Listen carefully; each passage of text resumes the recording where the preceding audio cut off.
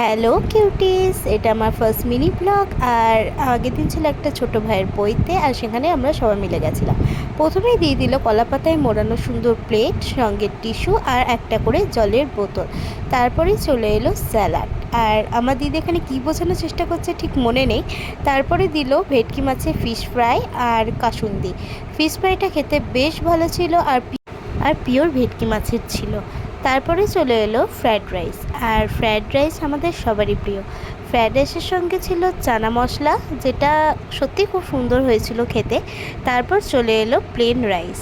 আর plane রাইসের সঙ্গে ছিল ডাল আর পটল চিংড়ি। আর ডাল আর পটল চিংড়ি খাওয়া শেষ করেই দই কাতলা এসে হাজির।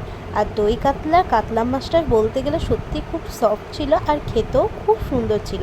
তারপর প্রতি বাঙালির মতো আমি একটু ভাত নিয়ে নিই মাটনের সাথে খাওয়ার জন্য। আর মাটনটা তোমরা দেখতেই পাচ্ছ, খুবই সফট ছিল। তারপর মিষ্টিগুলো স্কিপ করে চলে গেছিলাম চাটনি পাঁপড়ে। আর শেষে ছিল আইসক্রিম আর মুখশুদ্ধি।